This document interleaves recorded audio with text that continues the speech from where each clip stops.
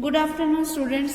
देखो last time हमने 10.3 exercise की थी हमारी, आज हम 10.4 एक्सरसाइज स्टार्ट करेंगे। इसमें हम बात करेंगे इंटरसेप्ट ऑफ ए लाइन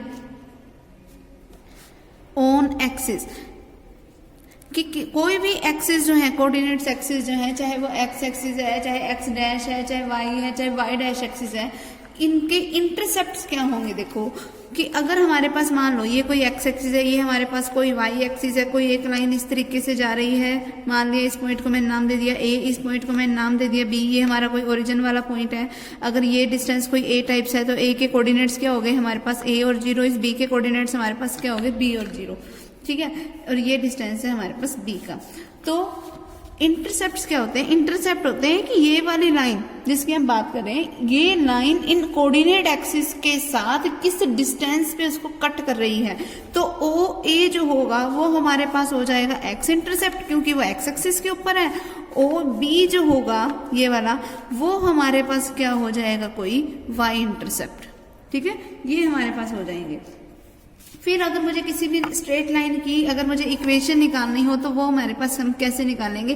किसी भी स्ट्रेट लाइन की जो इक्वेशन होती है वो होती है y is equal to m x plus c, जिसमें m क्या होती है slope of the line, c क्या होता है कोई y इंटरसेप्ट।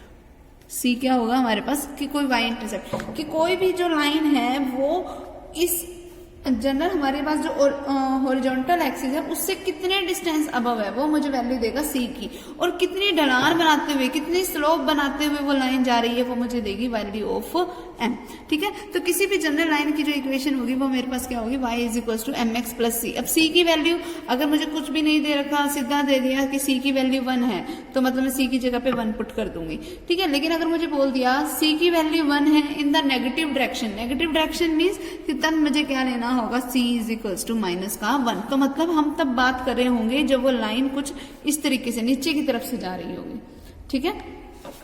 फिर उसके बाद देखो हमारे पास और इसकी फॉर्म्स की बात करें, देखो हमारे पास जनरल अगर हम बात कर रहे हैं तो ये है कि वाई एम एक्स प्लस सी से है। अगर ये लाइन किसी ओरिजिन वाले पॉइंट से पास आउट हो रही है, मतलब उसका मुझे एक पासिंग पॉइंट पता है ओरिजिन, वो 0 0। अगर इस लाइन के ऊपर कोई एक पॉइंट ओरिजिन है तो मतलब वो इस लाइन की इक्वेशन को भी सेटिस्फाई करेगा। अगर इस पॉइंट को मैं इसमें पुट करूंगी तो y की जगह पे 0 is equal to m into में x की जगह पे 0 प्लस में c, तो यहाँ से मेरे पास c की वैल्यू क्या आ गई 0। तो अगर c की वैल्यू 0 को मैं इस जनरल इक्वेशन में पुट करूंगी तो मेरे पास क्या बन गया y is equal to m x plus 0, that is y is equal to m x, ठीक है। तो तब उस लाइन की जनरल इक्वेशन मेरे पास क्या हो जाएगी y is equal to m x, जब वो लाइन किसी ओरिजिन वाले पॉइंट से पास आउट करेगी तब, ठीक है।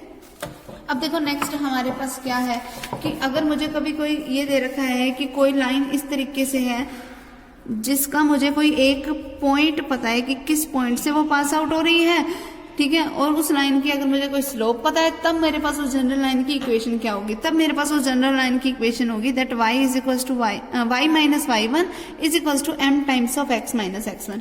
अब ये पॉइंट मेरे पास कैसे आया? देखो अगर मुझे इस लाइन का कोई एक पासिंग पॉइंट अगर मुझे पता है कोई x1 y1, और अगर इस लाइन की मेरे पास स्लोप है कोई m टाइप से। अब तुम्हें पता है कि y किसके इक्वल होता है एम एक्स प्लस सी के, मतलब अगर ये वाला पॉइंट इस लाइन के ऊपर है तो इसकी इक्वेशन को भी सेटिस्फाई करेगा। तो क्या बनेगा y1 is equal to m times of x1 plus c.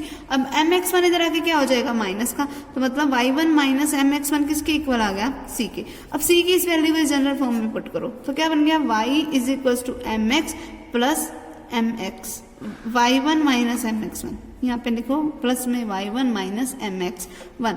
अब देखो y1 इधर आके क्या हो गया माइनस का, तो क्या बन गया y minus y1 is equal to में क्या रहेगा mx माइनस mx1, तो क्या बन गया y minus y1 is equal to m common आ रहा है इंटू में x माइनस x1। तो ये क्या हो गई मेरे पास, अगर ये इक्वेशन होगी हमारे पास किसी भी लाइन की जब मुझे उसको स्लोप दे रखी हो और कोई पॉइंट दे रखा हो। देखो ये हम इतना बड़ा करें और फिर c की वैल्यू निकाल लें, फिर बाद में जनरल में हम फिर से उस वैल्यू को पुट करें और तब इक्वेशन निकालें, तो बेटर है कि अगर मुझे जो सीधा पॉइंट दे रखा हो तो मैं डायरेक्ट उस पॉइंट को उस लाइन की स्लोप को यहाँ पे पुट कर दूंगी और मेरे पास सीधा ही क्या आ जाएगी उस पर्टिकुलर लाइन की इक्वेशन। फिर हमारे पास देखो इस वाले फॉर्मूले को हम 1 पॉइंट फॉर्मूला भी बोलते हैं। 1 पॉइंट फॉर्मूला क्यों बोलते हैं? क्योंकि इसने मुझे 1 पॉइंट गिवन था।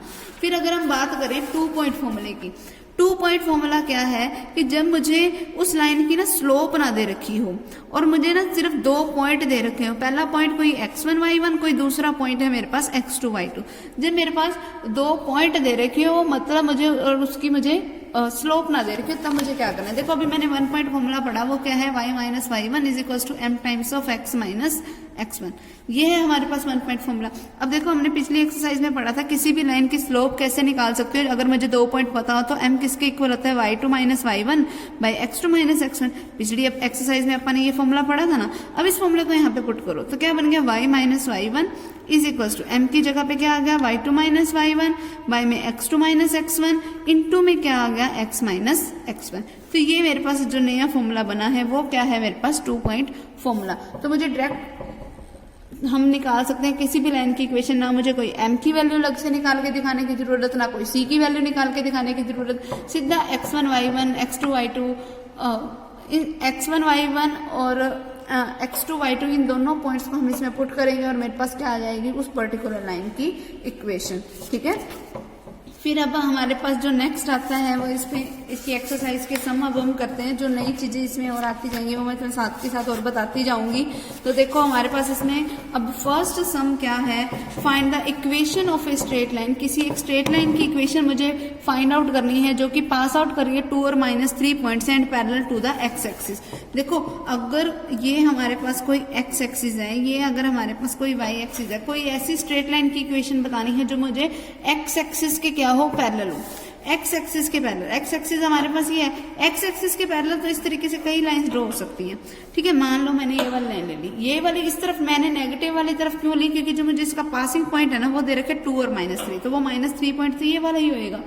ठीक है, तो अब एक ऐसी स्ट्रेट लाइन जो कि 2 और -3 पॉइंट से पास आउट भी हो रही है, ठीक है, और इस एक्स एक्सिस के पैरेलल भी। अब ये ऐसी स्ट्रेट लाइन तो ये वाली होगी। अब ये जो स्ट्रेट लाइन है जो कि एक्स एक्सिस की क्या है, पैरेलल। अब इस लाइन की इक्वेशन कैसी होगी, y इज इक्वल्स टू -3, क्योंकि मैंने इसको -3 डिस्टेंस पे मेजर किया। फिर सेकंड पॉइंट उसने बोला पैरेलल टू y एक्सिस। अगर मुझे पैरेलल टू y एक्सिस की बात करनी है और पॉइंट कैसा है जो 2 और -3 है, मान लो x की वैल्यू 2 यहाँ पर है, तो ये ऐसी कोई लाइन बन जाएगी। तो इस लाइन की इक्वेशन क्या होगी, x इज इक्वल्स टू 2। ठीक है, फिर उसके बाद देखो नेक्स्ट हमारे पास क्या बोला है, find the equation of the line parallel to perpendicular to x axis and passing through the point -1 और 1। देखो अगर हमारे पास ये कोई एक्स एक्सिस है, ये हमारे पास कोई वाई एक्सिस है, किसी ऐसी स्ट्रेट लाइन की मुझे इक्वेशन बतानी है जो कि परपेंडिकुलर किसके हो, एक्स एक्सिस के। अब देखो जो लाइन एक्स एक्सिस के परपेंडिकुलर है वो वाई एक्सिस के तो पैरेलल होगी। अब वो लाइन कैसी है, y इज इक्वल्स टू क्या है, -1, क्योंकि पासिंग पॉइंट मुझे क्या दे रखे, -1 और -1।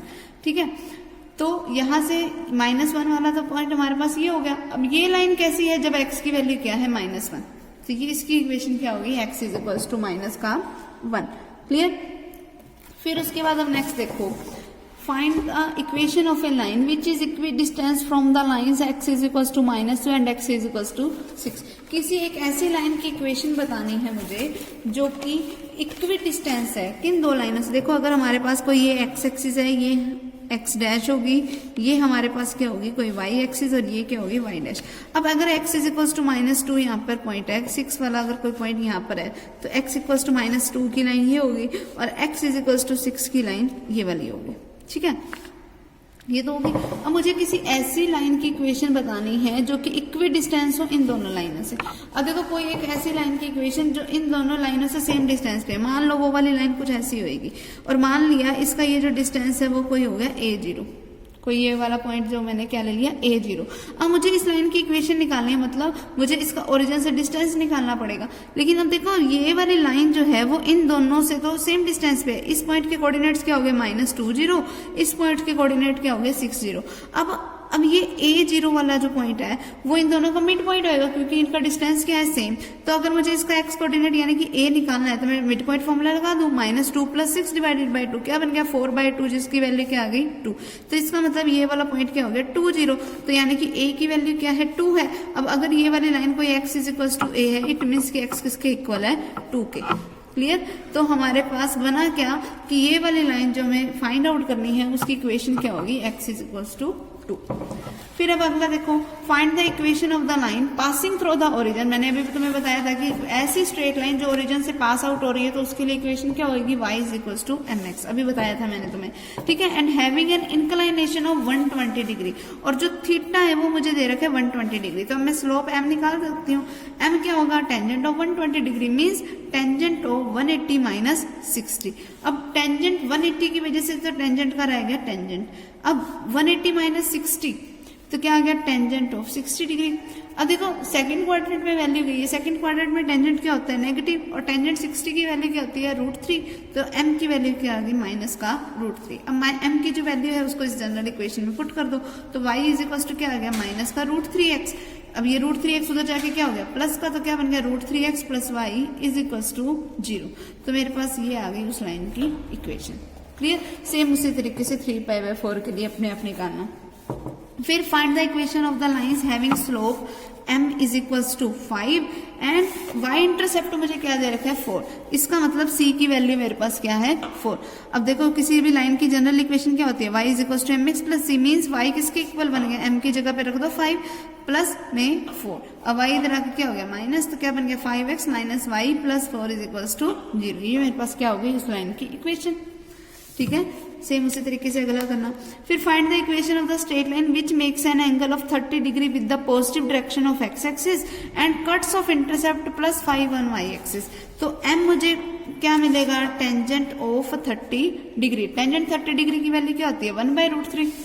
फिर उसके बाद देखो हमारे पास क्या बोल रखे हैं, इसका जो इंटरसेप्ट है वो क्या है, प्लस का 5। इट मीन्स कि c क्या है हमारे पास 5। तो अब इन m की और c की वैल्यू को इस इक्वेशन में पुट कर दो, y is equal to mx plus c में हमारे पास लाइन की इक्वेशन आ जाएगी। देखो अगला, find the equation of the straight line cutting off an intercept 3 units from the negative direction of y axis. Negative direction दे रखा है तो मतलब मुझे अब c की वैल्यू को क्या लेना पड़ेगा, नेगेटिव। तो अब इसका मतलब c क्या है मेरे पास, माइनस का 3 अगले सम के लिए। फिर उसके बाद हमें क्या दे रखा है, making an angle of 120 degree with the x axis, और m किसके इक्वल है, टेंजेंट ऑफ 120 डिग्री। देखो टेंजेंट ऑफ 120 डिग्री की मैंने अभी वैल्यू निकाली थी, वो क्या थी, माइनस का √3, ठीक है। तो m की वैल्यू क्या है, माइनस का √3। मुझे लाइन की इक्वेशन निकालनी है, तो y इज इक्वल टू क्या होता है, mx प्लस c, यानी कि माइनस का √3x प्लस में c की वैल्यू क्या है, माइनस का 3। अब इन दोनों वैल्यूज को इस तरफ ले जाओ, यहाँ पे आके वो क्या हो जाएगी, पॉजिटिव, ठीक है, बन गया √3x प्लस में y, 3 उधर जाके प्लस का हो गया, प्लस 3 इज इक्वल टू 0। तो ये क्या बन गया, √3x plus y plus 3 is equal to 0। तो ये हमारे पास आ गई उस लाइन की इक्वेशन, ठीक है। अब नेक्स्ट हमारे पास देखो 7 sum, find the equation of the line which cuts off an intercept -1। तो c की वैल्यू क्या है, -1 है। एंड बीइंग इक्वली इंक्लाइंड वाला सम हमने किया हुआ है ना, तब उस वाले केस में हमारे पास m क्या होता है, इस तरीके से टेंजेंट ऑफ 45 डिग्री जिसकी वैल्यू क्या है 1। तुमने अभी पिछले एक्सरसाइज में किया था, तो हम जो भी कोऑर्डिनेट एक्सिस ले रहे थे उनमें चाहे फर्स्ट क्वाड्रेंट में हम लाइन लें, चाहे सेकंड में लें, चाहे थर्ड में लें, चाहे फोर्थ में लें, स्लोप की वैल्यू हमेशा क्या आ रही थी, +-1। तो मैं दोनों फॉर्म में लेके लूंगी, सबसे पहले m की वैल्यू 1 लूंगी, फिर अगले केस में m की वैल्यू -1 लूंगी, लेकिन c हमेशा क्या रहेगा, -1। और दोनों वेज में मैं 2 इक्वेशंस निकाल दूंगी हमारे पास उन लाइन्स की, ठीक है। फिर हमारे पास देखो 8 सम क्या है, find the equation of the line which cuts off an intercept 3, यानी कि c की वैल्यू है 3। एंड ये जो स्ट्रेट लाइन है वो पैरेलल ऐसी लाइन की है जो 3 और -2 एंड 1 4 वाली लाइन के क्या है, पैरेलल। किसी ऐसी लाइन की इक्वेशन जो इन दोनों पॉइंट से मिलने वाली लाइन के पैरेलल है। तो उस लाइन की इक्वेशन देखो, पहले मैं स्लोप निकाल लेती हूँ। देखो इस लाइन की स्लोप मैं निकाल लूंगी कैसे, y2 - y1 बाय में x2 - x1 करके स्लोप निकालने का यही तरीका है। तो इस लाइन की स्लोप क्या बन गई, 4 में से माइनस कर दो माइनस के 2 को, तो ये क्या बन गया 4 + 2 डिवाइडेड बाय में क्या आएगा, x2 - x1 यानी कि 1 - 3, तो क्या बन गया 6/-2। तो m की वैल्यू क्या आ गई, -3। अब देखो इस लाइन के पैरेलल है ये वाली लाइन, तो मतलब इन दोनों लाइंस की स्लोप सेम होगी, यानी कि इस लाइन की भी स्लोप क्या होगी, -3। तो अब y = mx + c का फॉर्मूला लगा दो। अगर यही मुझे परपेंडिकुलर दे रखी, तो इस लाइन दे रखी होती, तो हमारे पास m की वैल्यू क्या बन जाती, नेगेटिव रेसिप्रोकल ऑफ दिस, यानी कि माइनस से माइनस कैंसिल। तब उस केस में मेरे पास क्या हो जाता है, m = 1/3, अगर मुझे परपेंडिकुलर दे रखी होती तो, ठीक है।